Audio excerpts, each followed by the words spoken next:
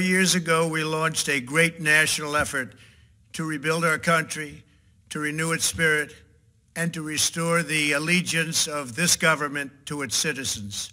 In short, we embarked on a mission to make America great again for all Americans. As I conclude my term as the 45th President of the United States, I stand before you truly proud of what we have achieved together. We did what we came here to do, and so much more. This week, we inaugurate a new administration and pray for its success in keeping America safe and prosperous. We extend our best wishes, and we also want them to have luck, a very important word. I'd like to begin by thanking just a few of the amazing people who made our remarkable journey possible. First, let me express my overwhelming gratitude for the love and support of our spectacular First Lady, Melania. Let me also share my deepest appreciation to my daughter Ivanka, my son-in-law Jared, and to Barron, Don, Eric, Tiffany, and Lara. You fill my world with light and with joy. I also want to thank Vice President Mike Pence, his wonderful wife Karen, and the entire Pence family. Thank you as well to my Chief of Staff, Mark Meadows, the dedicated members of the White House staff, and the cabinet, and all of the incredible people across our administration who poured out their heart and soul to fight for America. I also want to take a moment to thank a truly exceptional group of people, the United States Secret Service. My family and I will forever be in your debt.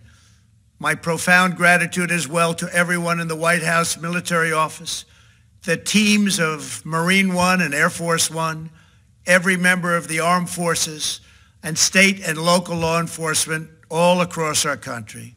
Most of all, I want to thank the American people. To serve as your president has been an honor beyond description. Thank you for this extraordinary privilege, and that's what it is, a great privilege and a great honor. We must never forget that while Americans will always have our disagreements, we are a nation of incredible, decent, faithful, and peace-loving citizens who all want our country to thrive and flourish and be very, very successful and good. We are a truly magnificent nation. All Americans were horrified by the assault on our Capitol. Political violence is an attack on everything we cherish as Americans. It can never be tolerated. Now more than ever, we must unify around our shared values and rise above the partisan rancor and forge our common destiny. 4 years ago, I came to Washington as the only true outsider ever to win the presidency. I had not spent my career as a politician, but as a builder looking at open skylines and imagining infinite possibilities. I ran for president because I knew there were towering new summits for America just waiting to be scaled. I knew the potential for our nation was boundless as long as we put America first. So I left behind my former life and stepped into a very difficult arena, but an arena nevertheless with all sorts of potential if properly done. America had given me so much, and I wanted to give something back. Together with millions of hardworking patriots across this land, we built the greatest political movement in the history of our country. We also built the greatest economy in the history of the world. It was about America first because we all wanted to make America great again. We restored the principle that a nation exists to serve its citizens. Our agenda was not about right or left. It wasn't about Republican or Democrat, but about the good of a nation, and that means the whole nation. With the support and prayers of the American people, we achieved more than anyone thought possible. Nobody thought we could even come close. We passed the largest package of tax cuts and reforms in American history. We slashed more job-killing regulations than any administration had ever done before. We fixed our broken trade deals, withdrew from the horrible Trans-Pacific Partnership and the impossible Paris Climate Accord, renegotiated the one-sided South Korea deal, and we replaced NAFTA with the groundbreaking USMCA. That's Mexico and Canada, a deal that's worked out very, very well. Also, and very importantly, we imposed historic and monumental tariffs on China, made a great new deal with China. But before the ink was even dry, we and the whole world got hit with the China virus. Our trade relationship was rapidly changing. Billions and billions of dollars were pouring into the U.S., but the virus forced us to go in a different direction. The whole world suffered, but America outperformed other countries economically because of our incredible economy and the economy that we built. Without the foundations and footings, it wouldn't have worked out this way. We wouldn't have some of the best numbers we've ever had. We also unlocked our energy resources and became the world's #1 producer of oil and natural gas by far. Powered by these policies, we built the greatest economy in the history of the world. We reignited America's job creation and achieved record low unemployment for African Americans, Hispanic Americans, Asian Americans, women, almost everyone. Income soared, wages boomed, the American dream was restored, and millions were lifted from poverty in just a few short years. It was a miracle. Stock market set one record after another, with 148 stock market highs during this short period of time, and boosted the retirements and pensions of hardworking citizens all across our nation. 401ks are at a level they've never been at before. We've never seen numbers like we've seen, and that's before the pandemic and after the pandemic. We rebuilt the American manufacturing base, opened up thousands of new factories, and brought back the beautiful phrase, made in the USA. To make life better for working families, we doubled the child tax credit and signed the largest ever expansion of funding for child care and development. We joined with the private sector to secure commitments to train more than 16 million American workers for the jobs of tomorrow. When our nation was hit with the terrible pandemic, we produced not one, but 2 vaccines with record-breaking speed, and more will quickly follow. They said it couldn't be done, but we did it. They called it a medical miracle, and that's what they're calling it right now, a medical miracle. Another administration would have taken 3, 4, 5, maybe even up to 10 years to develop a vaccine. We did it in 9 months. We grieve for every life lost, and we pledge in their memory to wipe out this horrible pandemic once and for all. When the virus took its brutal toll on the world's economy, we launched the fastest economic recovery our country has ever seen. We passed nearly $4 trillion in economic relief, saved or supported over 50 million jobs, and slashed the unemployment rate in half. These are numbers that our country has never seen before. We created choice and transparency in healthcare, stood up to Big Pharma in so many ways, but especially in our effort to get favored nations clauses added, which will give us the lowest prescription drug prices anywhere in the world. We passed VA choice, VA accountability, right to try, and landmark criminal justice reform. We confirmed 3 new justices of the United States Supreme Court.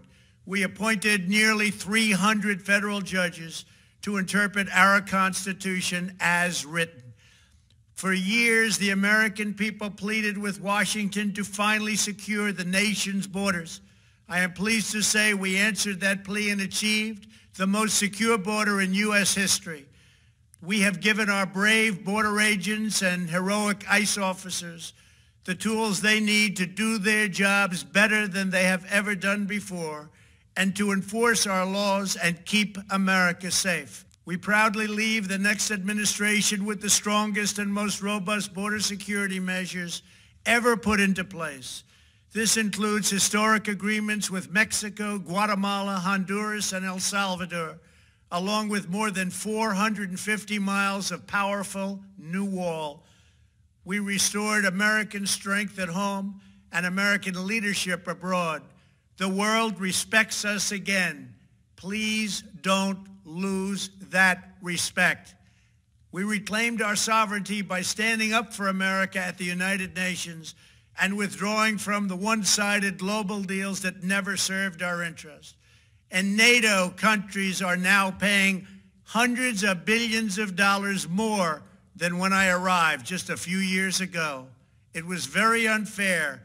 We were paying the cost for the world.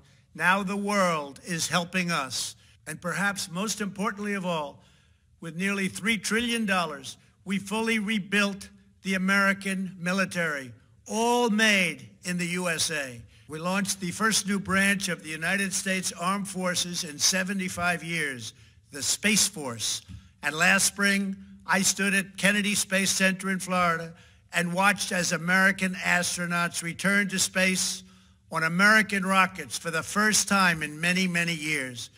We revitalized our alliances and rallied the nations of the world to stand up to China like never before. We obliterated the ISIS caliphate and ended the wretched life of its founder and leader, al-Baghdadi. We stood up to the oppressive Iranian regime and killed the world's top terrorist, Iranian butcher Qasem Soleimani. We recognized Jerusalem as the capital of Israel and recognized Israeli sovereignty over the Golan Heights. As a result of our bold diplomacy and principled realism, we achieved a series of historic peace deals in the Middle East. Nobody believed it could happen. The Abraham Accords opened the doors to a future of peace and harmony, not violence and bloodshed. It is the dawn of a new Middle East, and we are bringing our soldiers home. I am especially proud to be the first president in decades who has started no new wars. Above all, we have reasserted the sacred idea that in America, the government answers to the people. Our guiding light, our North Star, our unwavering conviction has been that we are here to serve the noble, everyday citizens of America. Our allegiance is not to the special interests, corporations, or global entities. It's to our children, our citizens, and to our nation itself. As president, my top priority, my constant concern, has always been the best interests of American workers and American families. I did not seek the easiest course. By far, it was actually the most difficult. I did not seek the path that would get the least criticism. I took on the tough battles, the hardest fights, the most difficult choices, because that's what you elected me to do. Your needs were my first and last unyielding focus. This, I hope, will be our greatest legacy. Together, we put the American people back in charge of our country. We restored self-government. We restored the idea that in America, no one is forgotten because everyone matters and everyone has a voice. We fought for the principle that every citizen is entitled to equal dignity, equal treatment, and equal rights because we are all made equal by God. Everyone is entitled to be treated with respect, to have their voice heard, and to have their government listen. You are loyal to your country, and my administration was always loyal to you. We worked to build a country in which every citizen could find a great job and support their wonderful families. We fought for the communities where every American could be safe and schools where every child could learn. We promoted a culture where our laws would be upheld, our heroes honored, our history preserved, and law-abiding citizens are never taken for granted. Americans should take tremendous satisfaction in all that we have achieved together. It's incredible. Now, as I leave the White House, I have been reflecting on the dangers that threaten the priceless inheritance we all share. As the world's most powerful nation, America faces constant threats and challenges from abroad. But the greatest danger we face is a loss of confidence in ourselves, a loss of confidence in our national greatness.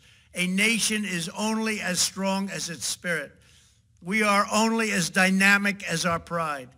We are only as vibrant as the faith that beats in the hearts of our people.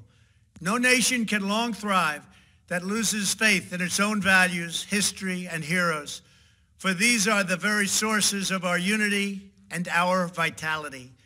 What has always allowed America to prevail and triumph over the great challenges of the past has been an unyielding and unashamed conviction in the nobility of our country and its unique purpose in history. We must never lose this conviction. We must never forsake our belief in America. The key to national greatness lies in sustaining and instilling our shared national identity. That means focusing on what we have in common, the heritage that we all share. At the center of this heritage is also a robust belief in free expression, free speech, and open debate. Only if we forget who we are and how we got here could we ever allow political censorship and blacklisting to take place in America. It's not even thinkable. Shutting down free and open debate violates our core values and most enduring traditions. In America, we don't insist on absolute conformity or enforce rigid orthodoxies and punitive speech codes. We just don't do that. America is not a timid nation of tame souls who need to be sheltered and protected from those with whom we disagree. That's not who we are. It will never be who we are. For nearly 250 years, in the face of every challenge, Americans have always summoned our unmatched courage, confidence, and fierce independence. These are the miraculous traits that once led millions of everyday citizens to set out across a wild continent and carve out a new life in the Great West. It was the same profound love of our God-given freedom that willed our soldiers into battle and our astronauts into space. As I think back on the past 4 years, one image rises in my mind above all others. Whenever I traveled all along the motorcade route, there were thousands and thousands of people. They came out with their families so that they could stand as we passed and proudly wave our great American flag. It never failed to deeply move me. I knew that they did not just come out to show their support of me. They came out to show me their support and love for our country. This is a republic of proud citizens who are united by our common conviction that America is the greatest nation in all of history.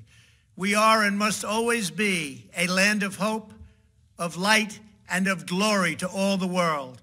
This is the precious inheritance that we must safeguard at every single turn. For the past 4 years, I have worked to do just that.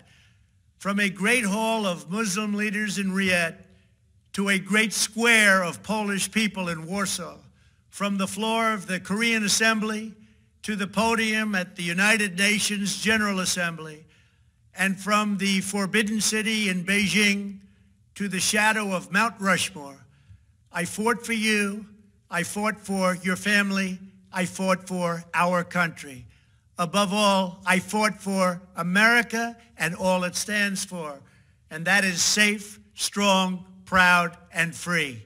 Now, as I prepare to hand power over to a new administration at noon on Wednesday, I want you to know that the movement we started is only just beginning.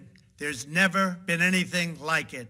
The belief that a nation must serve its citizens will not dwindle, but instead only grow stronger by the day. As long as the American people hold in their hearts deep and devoted love of country, then there is nothing that this nation cannot achieve. Our communities will flourish. Our people will be prosperous. Our traditions will be cherished. Our faith will be strong. And our future will be brighter than ever before. I go from this majestic place with a loyal and joyful heart, an optimistic spirit, and a supreme confidence that for our country and for our children, the best is yet to come. Thank you and farewell. God bless you. God bless the United States of America.